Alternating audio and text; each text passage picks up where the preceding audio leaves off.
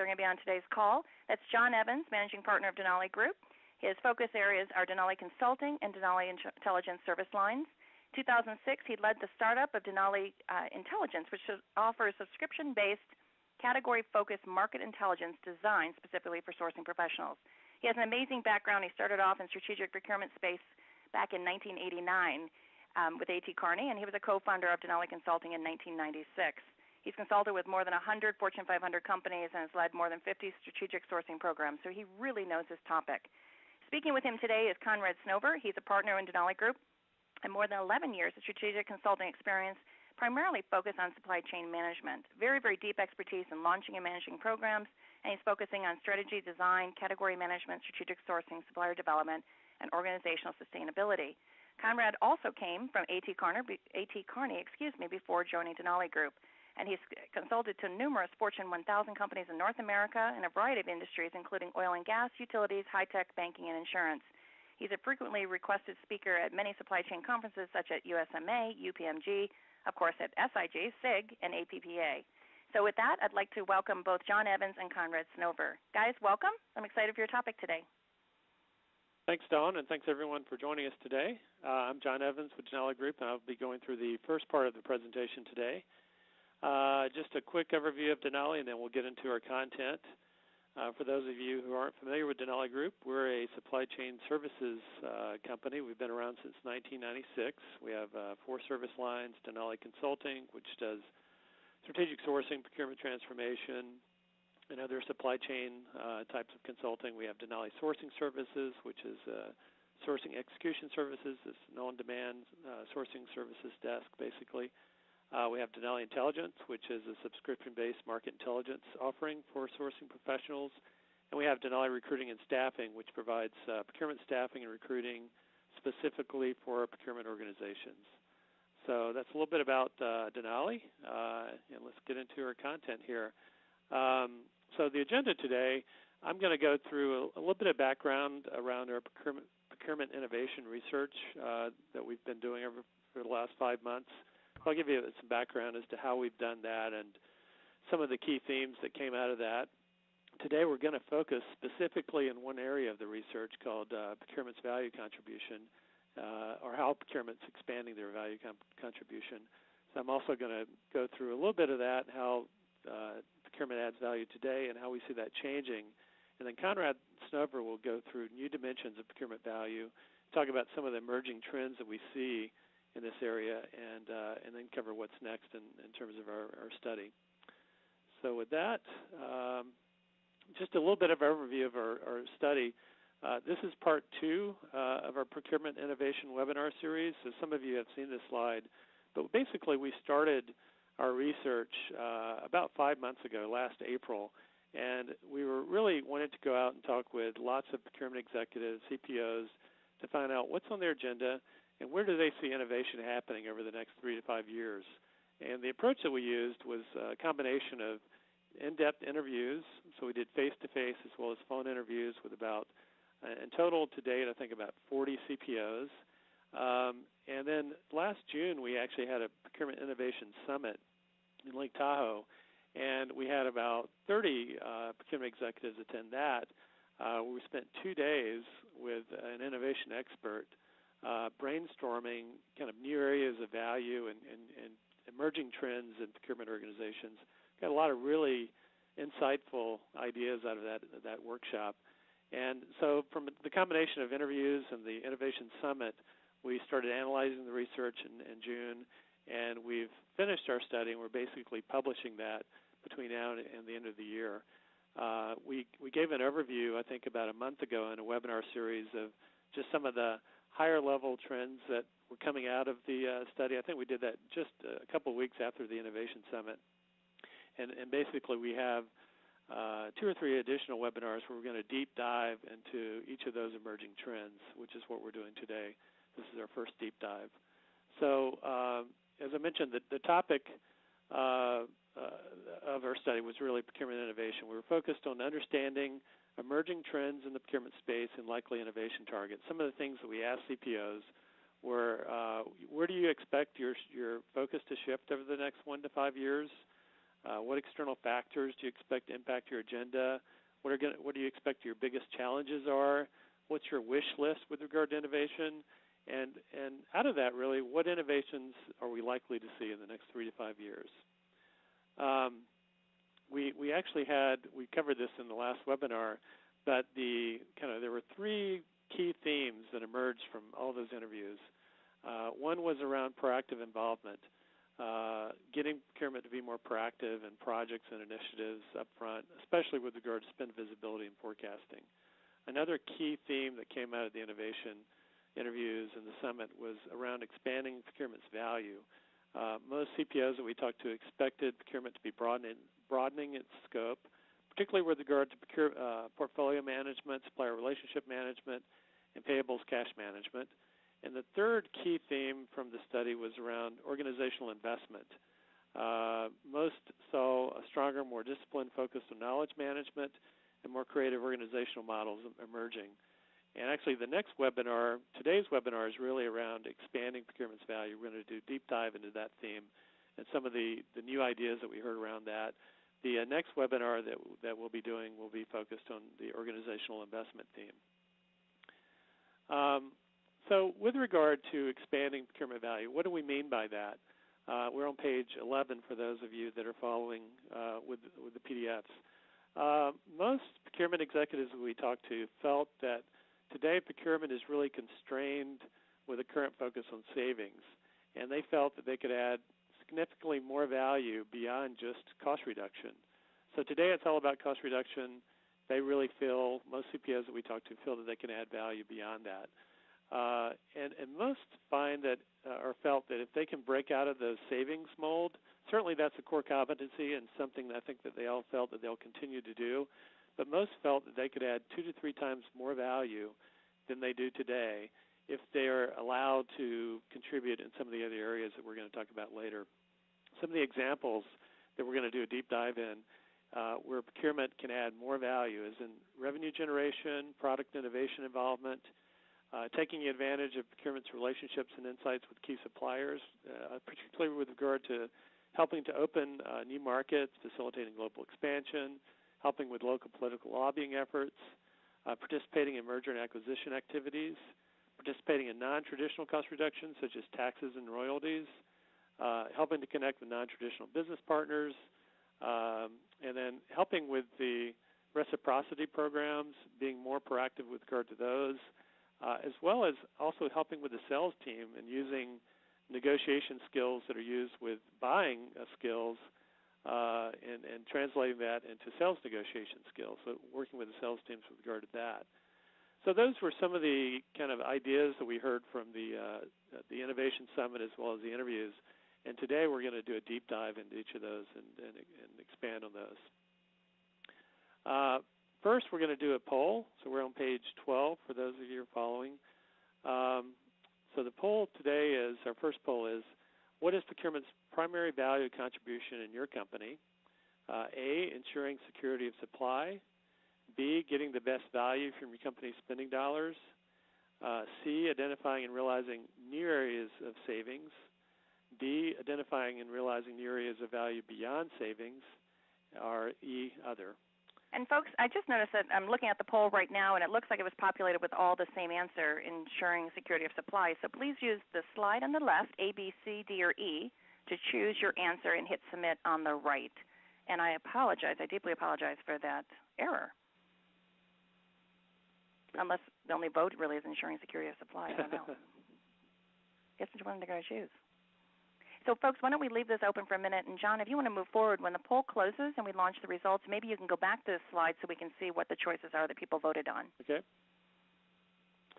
So next, I'm going to talk about procurement's value contribution today. Where has procurement traditionally contributed value, and how is that changing? So just to kind of set the stage before Conrad goes through some of the new dimensions. Today, when we look at how procurement is measured currently, in most procurement organizations, probably the 3 most common measures that we see are spend under management, measuring how much spend is influenced or directly influenced by procurement. Average annual savings, of course, most everyone tracks total dollar savings or dollar savings contributed, and then procurement cost per dollar spent, which really measures the efficiency of the procurement organization. How much does it cost you to do procurement for each dollar spent? And today, if you look at, we would say pretty aggressive targets in each of those three areas. Spend under management, typically a really effective procurement organization is 70 to 80% of spend under management. Annual average savings is typically, if you look at that across all your spend that you cover as a procurement organization, it's 8 to 12%. It's pretty aggressive. And then procurement cost per dollar spent, on the low end, it's maybe 0.6% up to 0.9%. Those are fairly aggressive targets today. And as we talked about innovation with CPOs, one of the things that came up is really if we have real innovation in the future, those targets should exponentially increase. We're not looking at innovation to take us from 8 to 12% savings to maybe 9 to 13. It's about major growth in those targets, as well as we'll talk about later. There are new areas of value that procurement is going to be contributing to. So we actually expect completely new areas of our major metrics that will be used in the future, and we'll talk about that a little later. It looks like the poll, we've got some numbers on the poll now. Do we want to go through those? Yeah, if you don't mind going back one slide so we can actually match it up with the votes that people had. Okay. All right, so we're back on page 12 with the poll.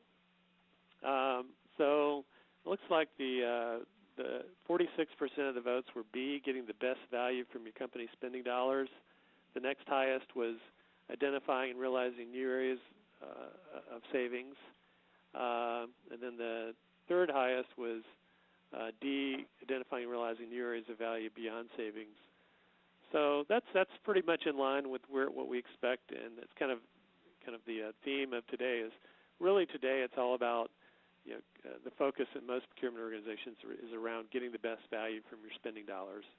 And some companies are looking at maybe expanding into new areas of savings, but it's still focused on dollar savings. And that's where we see in the future kind of a movement beyond that we'll talk about a little later. And John, what's very interesting about this is I think this also reflects the state of the economy, where several years ago, ensuring security of supply was top of mind for everybody as the economy was booming and raw materials were difficult to secure. I think a lot of folks. In fact, I remember we did a poll similar to this, where we found that a lot of the audience was really focused on ensuring security of supply. Today, obviously, the economy is very different than it was 2 years ago, and getting the best value for the company spending dollars is the top of everybody's mind. Yep. So it's interesting to see how these polling answers change with the economy. Yep. So then, John, there's a question that came in regarding the poll and said, with regard to the questions on the poll itself, would it be driven by where you sit in the procurement organization? For example, if I'm in strategic sourcing or category management or a business unit professional, that probably would drive which one I would think is procurement's primary value contribution? Yeah, I think so. Obviously, depending on whether you're in the sourcing group or there are some procurement organizations that have centers of excellence that focus on more strategic, special projects outside of, traditional sourcing. So, yeah, I think it definitely would depend on where you're sitting in the procurement organization. Okay. Okay. Well, let's move on back into the content here. So I'm going to move forward to slide 15. We were just talking about how what the current metrics are in procurement organizations, and how if innovation truly happens, those metrics will likely shift. If you look back in the 80s and 90s, for example, most metrics in procurement organizations were focused around transaction activity. How many transactions are handled per day or per FTE? There were a lot of metrics around PO cycle time, but very transactional-focused metrics. Not a lot of companies, I think procurement organizations were just starting to measure savings in the late 80s and 90s. Today, savings is kind of the standard metric, so it's completely changed in the last 10 to 15 years. So we expect another shift if some of these innovations really come true that we're predicting. So I guess one key message is that today, we talked, as I mentioned earlier, many CPOs that we interviewed feel constrained by today's savings-based metrics. Most feel that procurement can add significantly more value in other strategic areas. If that's the case, if those trends really take place, we expect that these metrics will shift as well.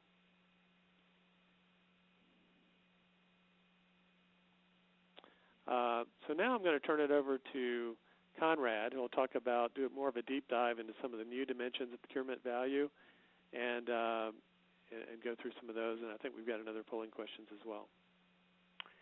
Terrific. Thanks, John.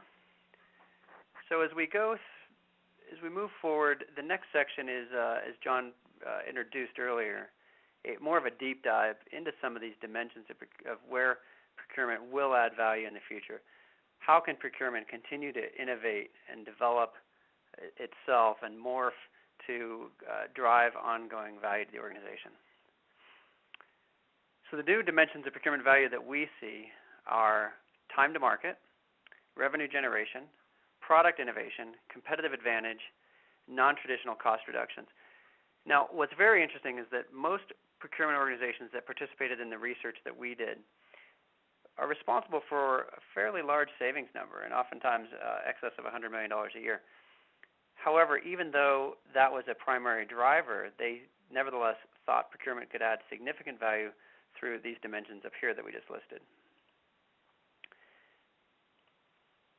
So I think next we have another polling question to poll the audience and see where people see the greatest areas for additional procurement value. So we've identified a few that we observed and are interested in your perspectives in which areas that you've observed. So the 5 options that we have today for you are expanding revenue generation opportunities, reducing product time to market or cycle time, improving product innovation, or D, lastly, expanding supplier network value-added benefits. And of course, if none of those, then you can check E, other. So, Conrad, while people are answering this, can you tell me, do you believe that all of these are possible yourself? And is that what you're hearing from the CPOs from your summit? It's interesting. As these trends develop and morph over time, I think, and one of the topics we'll discuss here shortly is that different industries are at different levels of innovation. So when you say, are they all possible, I think it might be challenging for one procurement organization to embark in all of these areas and add value in all of them simultaneously at once. But I think each of them has a development curve where, and within industries, and even within companies within industries, we see, for example, expanding revenue generation might be much earlier than improving product innovation. And we'll talk about the automotive industry, where we see a lot of examples in product innovation, and then other industries maybe are further along the way with revenue generation. Okay, I'll be excited to see what people say in the poll. Do you want to move on while the poll's open, and we'll come back to that in a minute? Yeah, we can, absolutely. Why don't we talk about the first one, or the first two, and then come back to the poll. So the time to market was the first one we listed, and what we see here is, procurement historically has played a role in supplier collaboration through, say, continuous improvement or continuous improvement and cost reduction by working collaboratively with suppliers. And what we mean with time to market here is, how can procurement help facilitate a collaborative working environment with suppliers to do more than just decrease the cost of what the company already buys? So how can we work together to really drive value up earlier into the supply chain? Now, I mentioned automotive a minute ago, and I think automotive is a very good example on this time to market, because their collaboration was developed in the automotive much earlier than many other industries. Manufacturing and automotive specifically have been a little bit earlier on the development curve on this aspect. So, for example, on-site manufacturing has been done in automotive for years. For example, Toyota's brake supplier would actually come on-site and install the brakes on the Toyota factory floor.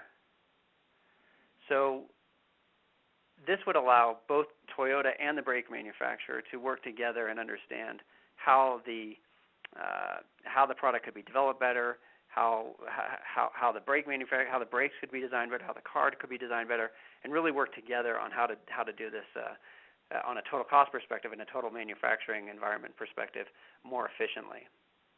Now, another interesting example in the automotive industry is on the collaborative design process. So Chrysler, as an example, identified that the manufacture of their seats, the seats for the cars, the seat manufacturer knew a lot about manufacturing seats. That's why they chose them as their seat manufacturer and supplier. So they said, here's the car we're going to build, and gave them a conceptual design and some design parameters, and then empowered the seat manufacturer to go away and design and manufacture the seat, and then bring forward their kind of intellectual property as well as just their manufacturing. And you contrast that with Ford, who historically has been very much more controlling of the design process. And so Ford would say, here's the seat we designed, go build it for us. And basically what you see is Chrysler would outsource not just the manufacturing like Ford did, but also the collaborative design process. So taking it further upstream, I think makes this and engaging with your suppliers in a more collaborative way further upstream really helps with time to market. So in doing so, you bring the best of breed from all companies together further upstream and can expedite your time to market. So I see the polls closed, so I'm going to hop back to the polling page, and let's review those results before we go through the next bullet. That's an overwhelming number for D. Are you really surprised? Exploring supplier network value-added benefits, 52%. It's not. I'm not actually surprised. If you look at A, B, and C, those are a little bit more progressive than D. And one of the observations that we've had in the procurement innovation is that innovation means different things to different people. And again, like I mentioned before, innovation, different industries are at different points along innovation curves for each of these areas. I think A, B, and C, most companies in general are earlier stages with those. And expanding supplier network value-added benefits is somewhere where a lot of companies are familiar with that. They've been talking about, they understand what that means. And so for them to say, what am I going to do next? It's not surprising that folks pick that because, it's kind of familiar territory, and it's how do we evolve somewhere how do we evolve that familiar territory is the best way to put it. Okay, so you have 21%, though, saying expanding revenue generation opportunities, and that to me seems like the furthest reach away from a normal office of a CPO, and yet 21% of the people say that's the greatest area. Is that what other CPOs are telling you, that is a great area to add additional benefit? I would say, I don't remember the exact numbers off the top of my head, but I think that would probably, that does reflect what we heard as the second most common area, is that how can we use, and I'll get into this in a couple pages, but how can we use our existing supplier network to expand revenue generation? And I think this is really the foundation of procurement innovation, right? If you think back to procurement's development cycle, procurement, I think historically way back when, was very clerical, processing paperwork, getting POs out the door, getting contracts signed and implemented, and over time has morphed and really moved into the value generation. And, we still work with procurement departments that struggle with that, but for the most part, procurement groups are continually developing their value that they can add to the company. And what CPOs are saying is, we're not back end, we're not support. We can do so much more. And how can we help our companies do what our companies do best, which is R&D, which might be product innovation, and actually, what can we do to help generate additional revenue? So I'm a little bit surprised that it's the second among our general audience, but it's very exciting to see, I think, at the same time. So I wouldn't say surprised in a negative way, but very pleasantly surprised and excited that the audience views that as the next greatest area for procurement value. And so I know, I think that's exciting. So let's move forward, and actually we'll get to that one, and I think that'll be interesting to talk about. And hopefully that maybe when we talk about that expanding revenue generation opportunities, that'll generate additional questions. And for those of you who responded that was where you see the greatest value for procurement, I'd be interested if you have any follow-on questions or examples or thoughts, and please don't hesitate to submit them. And I think this would be interesting to discuss in a little bit more detail when we get to that point. And Conrad, I'm sorry to interrupt, but folks, if you are having trouble hearing on today's webinar, in the upper left-hand corner of your screen, you should have a volume control, and that will work the WebEx portion. And then also, if you can check the speakers at your desktop, that would help as well. We're having a couple people that are having issues with hearing us today. And gentlemen, if I could ask you to speak up a little bit more, that would be great as well. Thank you. Absolutely. Thank you, Dawn. So we'll pick up where we left off on page 19. We covered the time to market before we went back to review the poll results, but we'll finish off now with the revenue generation topic, which is, again, where folks had identified as the second largest opportunity for procurement to deliver value. Now, we see revenue generation in a couple different areas. The first would be to establish new sales channels through supplier business partners. Now, what we're talking about here is, procurement as a group has the most supplier contacts across any enterprise. So how can procurement help facilitate supplier discussions for any of these items? In fact, sales channels, reciprocity, negotiation, et cetera. So we actually had a very interesting example that came up during our Procurement Innovation Summit, where a company was moving towards releasing a product in an emerging market, but they were having a lot of trouble navigating the local political landscape, working through the bureaucracy and the politics, and through procurement's relationship with a local, large and influential supplier, the company was able to work kind of let's just put it this way, the supplier was able to open doors and introduce and begin discussions that otherwise wouldn't have been able to take place without that connection. So that was a really interesting example of how procurement's exposure to the supply base can help the company in other areas develop and deliver products. This last bullet here with procurement's negotiation skills to support sales negotiations, this is an area where, again, sales team might not be as focused or have the skills to do things like sales negotiations. I mean, of course the sales team does sales negotiations, but there might be an opportunity for procurement to play a role and help with maybe some negotiations, maybe help play the good cop, bad cop, and maintain the relationship on the sales side, and then have the procurement deliver the tough message from their side. So there's a couple different areas there that can all kind of come together.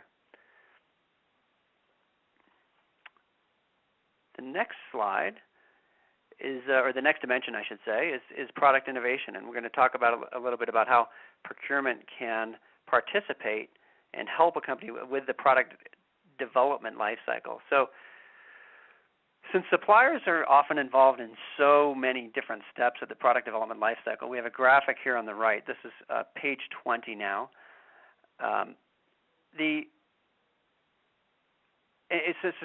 So suppliers often integrate with so many of these different steps along the product development lifecycle, and procurement obviously holds the key to these supplier relationships.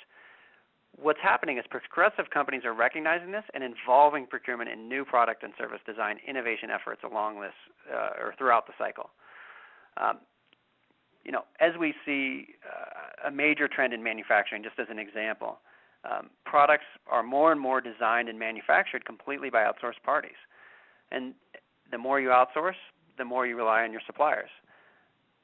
Therefore, procurement plays a more central role. I mean, especially in coordinating all suppliers involved in this life cycle. What we're seeing, I think a very interesting example is how companies manage suppliers. Oftentimes, there will be a specific group at a specific stage of the product development. So let's just pick an early stage step here, design or development.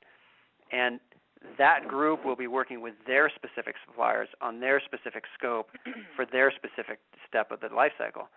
Then the product will move forward into, say, one of the later stages in maintenance or performance engineering, and you'll see that group working with their suppliers. With the interesting development that we see in product innovation is procurement helping develop a comprehensive view of the product development life cycle, working carefully with the product development and the product managers to work collaboratively with suppliers at every stage. And so procurement can help maintain that central, cohesive, kind of coordinated role with suppliers throughout the process. A good example of this is that everybody knows Apple, and most people are probably familiar with the stamp on the back of the iPod that says "Designed in California, manufactured in China." And what many people don't necessarily know, or maybe just take for granted, is that the components within an iPod are developed at several different places. And so you have the LED screen manufacturer, the hard drive manufacturer, and then finally the group and the company that pulls it all together into one single unit. And so procurement really helps coordinate that effort. And so what we're seeing is involving procurement up front and getting procurement and the suppliers involved in the innovation process really helps with the product development life cycle. Another example on this is that Toyota, back to the automotive industry, which I think is really very progressive when it comes to supplier innovation and collaboration. For years, Toyota would invite suppliers into annual planning meetings. And in those annual planning meetings, suppliers were asked to give ideas for, say, a 10% reduction in cost for the overall system that they were involved in. And then the next year would be focused on developing and implementing those ideas and solutions. And what happened is, as soon as suppliers stopped coming up with innovative and creative ideas for ongoing improvements and development opportunities, it was time to switch suppliers and look for somebody with new and interesting ideas. And so this is really I think a paradigm shift where suppliers are no longer just the supplier of one product, but more a partner in line and a partner in part of the process up front and throughout the whole life cycle. So next we'll move on to competitive advantage, and we'll talk briefly about how procurement can add value to competitive advantage. There's basically two main areas here. The first is supplier interactions. As we've mentioned several times so far, procurement has the most exposure to market and products. They're often most aware of the large supplier environment, suppliers' capabilities, and the complete kind of picture and realm of possibility out there. They then can help the business identify potential acquisition targets, both for companies and products. This is actually very interesting. We heard one of this was actually brought up in our summit as well, where one of the participants said, it's very interesting. Our company, it was a high-tech company, and they said, our company purchases a lot of other companies, and we used to not be involved at all. And we said, we see that you're buying a company that does maybe a marketing services company. And we see a whole bunch of different marketing service companies that you should consider. And so they started these sort of roadshow communication initiatives to demonstrate how procurement can help in future discussions. And now procurement is involved in those discussions because just from the exposure they have at the supplier level. So that's really an interesting area where procurement can help in M&A activities. And then similarly, like we mentioned on a previous slide, many of the skills are similar. Procurement is well versed in things like market and supplier assessments, negotiations, cost analyses, risk assessment, total cost modeling, et cetera, et cetera. And those skills that apply to a procurement or sourcing environment, many of them are directly applicable to the skills needed in an M&A environment. So, Conrad, is that similar to, I heard one group where they take their procurement organization to train their salespeople on how people are negotiating against them. Is that the type of thing that they can do by taking something they're so good at, which is negotiating sourcing agreements, and then training their salespeople? Does that seem viable for a lot of companies? It is. That's a very good example. I think, salespeople are often well-versed in one side of the negotiation process. Procurement is often well-versed in the other side of the sales process. And so by working together, they actually can help each other understand the other side and use some, like you said, joint training sessions. And I would actually say it would go both ways. Some joint training sessions to really expand the expertise of both groups. Mm-hmm. Yeah, actually, that's right. It would go the other way as well.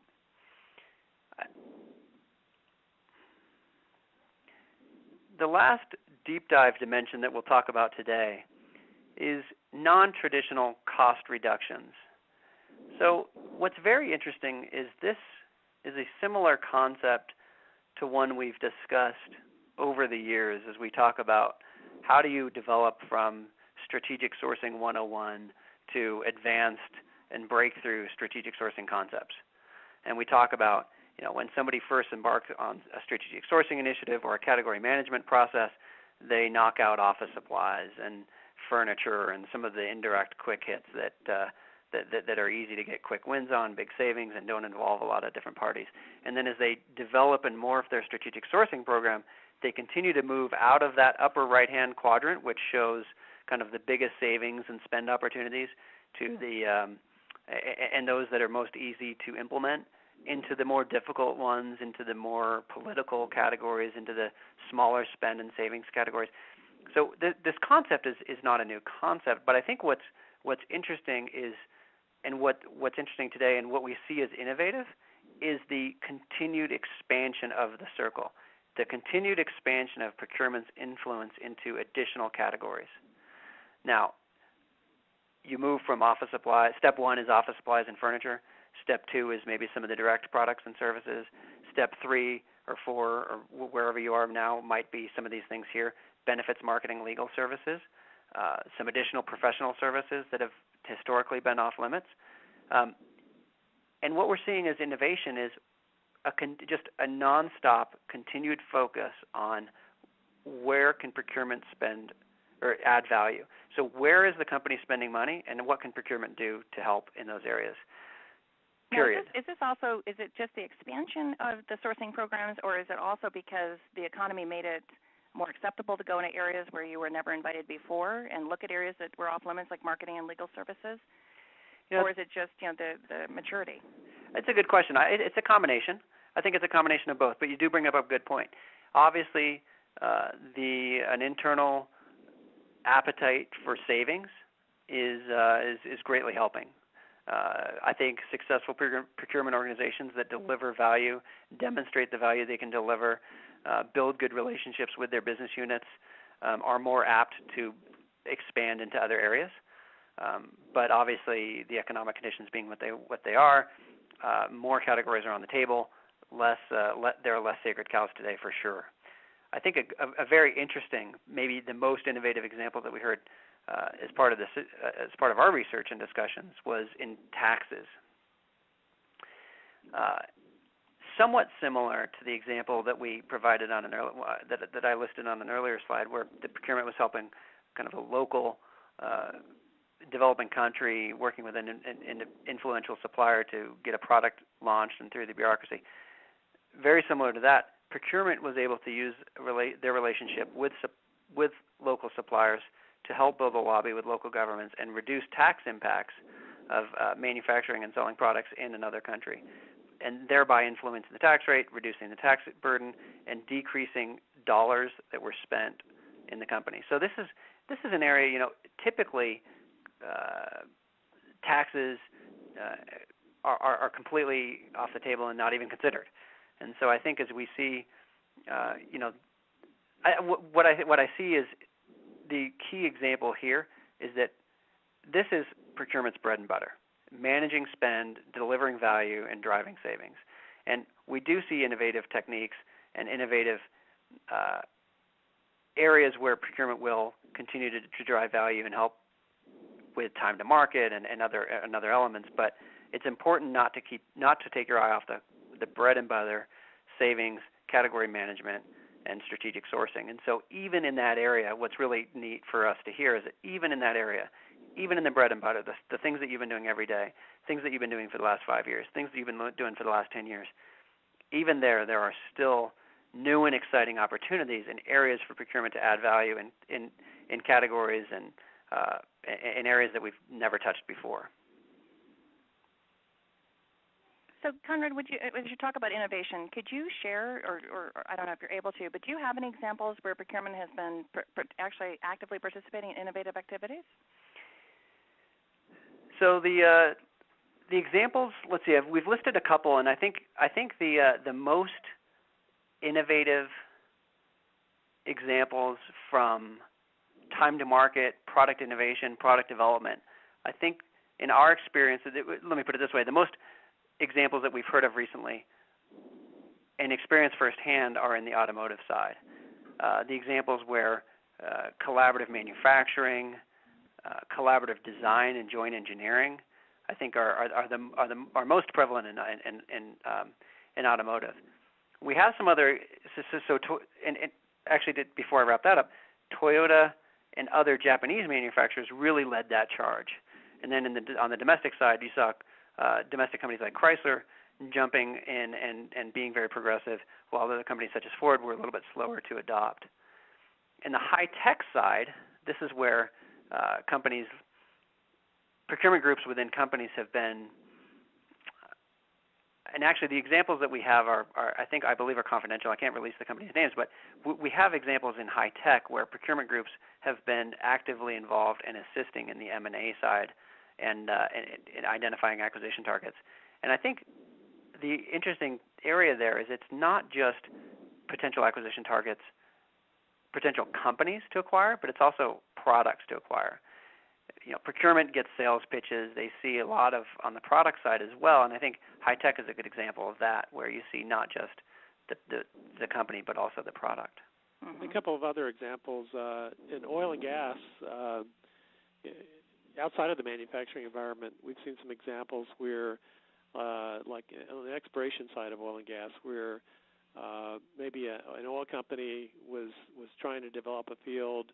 The status quo cost per foot for drilling would make that not economically feasible. So they got all their suppliers together and said, look, the only way we can make this field development or exploration of this field economically viable is that we can find a way to reduce our cost per foot for drilling by 30%, which was unheard of at the time. And basically got everyone in the room and said, if we can find a way to drill this for 30% less, then basically we're going to make a lot of money. We're going to be able to develop this field that we've been wanting to develop. You all are going to make a lot of money because it's going to be a huge multi-year project. So there's a lot in it for you, a lot in it for us. And they got together and found some ways to do that. So usually innovation involves upfront involvement of suppliers and doing some out-of-the-box things. We also, at our Procurement Innovation Summit, several of the CPOs fairly recently, in terms of their corporate metrics or their executive metrics that they were going to be compensated from, their bonus structure, actually had a specific objective around innovation. And they weren't. I can't remember exactly how they were measured, but one of their kind of critical success factors that they were going to be rated on and get their bonus on was based on procurement innovation. So we're seeing more and more examples, I think, of procurement being expected to provide innovation. And there are, again, I think if you look cross industry, you'll find some examples of ways that some industries have involved suppliers up front, that maybe that approach has not been applied in other industries, but we feel there is a lot of applicability across industry with regard to supplier innovation. Okay, so a question came in. They said in these newer areas that procurement is now sourcing and helping in legal, marketing, consulting, et cetera, how are the suppliers reacting? Are they willing? Are they resistant? Are they confused? Are they refusing to participate? I'll give a couple of comments, and you can jump in, Conrad. On the marketing and legal, that's becoming part of it is just maturity of sourcing programs, right? Like 5 years ago, sourcing marketing and legal services was fairly novel and just a few people doing it. In terms of our client base, I would say at least half of our clients are now doing it routinely. So, back then when it was first tried, there was a lot of resistance. I think, especially in marketing and legal, a lot of firms had never seen that done before and were very resistant to it. Today, we're finding they're fairly accepting of it and almost expect it. So I think it's becoming kind of, as Conrad mentioned, not as innovative. It's becoming more commonplace. Some of the areas that are really pushing the envelopes are things like taxes and other areas that were traditionally just sunk cost that really, really innovative procurement organizations are finding ways to even get involved in those types of activities. So then another question, you did mention metrics, and you said some CPOs are having metrics around innovation, but are there metrics or numbers procurement is measured on in these 4 new areas today that you're seeing? Is there a standard or an average type metric? I haven't. We see that as a very new emerging area. I haven't seen any metrics that have been commonly applied. Even the innovation metric that a couple of the CPOs at our Innovation Summit had mentioned, it was very subjective. They were going to get rated on how basically innovative they were in the previous year, and it was going to be more from just showing examples of how they had been innovative in procurement, but there weren't hard, tangible metrics. We expect that to merge, but I haven't seen any great examples of hard metrics around innovation yet. Okay. And then I had a couple people ask, I said if I'd like to have a conversation with you offline about your innovation roundtable, can people reach out to you directly? And did you put your contact information is on the last slide? Yeah, we'd love to hear from you. We'd love to interview expand our interview base. And as we mentioned, we're publishing on our website. We have white papers from each of these, and we've published 2 already. We've got probably 3 or 4 in the works. We'll probably have 1 or 2 more webinars to hit some of the other innovation topics.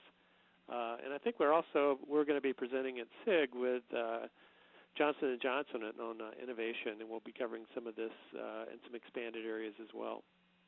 Perfect. We'll look forward to that presentation, and that will be at the SIG Global Sourcing Summit, Leadership Summit, in Huntington Beach. So make sure to sit in that session and have conversations directly. Conrad, you'll be there as well? I will. Okay, good. So look forward to, so please, as John said, please reach out to us. Our contact information is on the last page here. Also, look for us at SIG. If you're going to be there, it'd be great to meet face-to-face and discuss some of these concepts in more detail. Good. And I know you have another slide to get to, so I'm going to let you do that, and I'll hold any other questions. Okay, thanks. So what we're doing here on this next slide is just basically talking about what's next. So what we've talked at this point, we're basically we're at the end of today's webinar topic in terms of the deep dives and the new areas where procurement can innovate to add value to the organization. And what's very interesting is that our innovation summit and innovation topics are not focused on just that. The innovation concepts are very broad and looking at all areas that procurement can innovate. And so the next topic that we'll be discussing soon, and this will actually be published in part 3 of our Procurement Innovation White Paper series, will address the virtual procurement organization. And I'm not sure if John mentioned this, but these are posted on the white paper section of our website. So please, if you'd like to see the white paper version of this and maybe read a little bit more detail, maybe if you missed part 1, don't hesitate to go there. And then keep your eye open for part 3, which is coming soon. So in part 3, we're going to talk about how the prediction of the group in general that we've met with and brainstormed and talked about innovative topics with, the prediction from that group is that procurement will evolve into a mix of strategic in-house resources coupled with on-demand transactional resources. So what's happening, what's driving this change that we see is that even as procurement is asked to expand its value contribution, come up with new areas to drive value, take on more work and more responsibility, expand the scope into other areas in the company, there is still, it remains a resistance to building an empire. You're just doing that because you want to hire more people. You're just doing that because you want to build the size of the procurement organization. At the same time, we're seeing innovative approaches to handling and meeting this challenge developing to do more with less by basically creating a virtual operation model. Now, there are a combination of ways to do this, and we'll talk about those in more detail, but the concepts are to enable your internal group to focus on the most strategic activities, which is driving very strategic supplier-level discussions, building very strong relationships with the business units, and then not focusing on so much the transactional, tactical activities. So this is I think a very interesting innovation and trend that we're seeing. This merger of or I guess I should say the separation of strategic activities from tactical, transactional, and how do you manage that without building an empire? And how do you continue to do more work with less?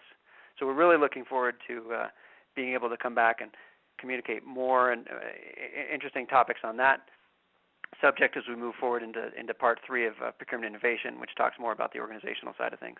And so, Conrad, of course, my question is, can we get your white papers out on the SIG website for our members as well? I certainly don't see why not. Okay, good. We'll make sure that happens. So as we wrap up here, I think we have a few more minutes. Dawn, are there more questions on anything that we've talked about today? No, you've actually addressed all the questions that came in the queue in one way or the other.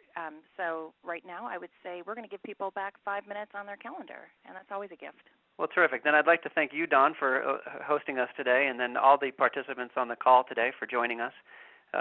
Hope you learned something new, and like we mentioned before, please don't hesitate to reach out to us.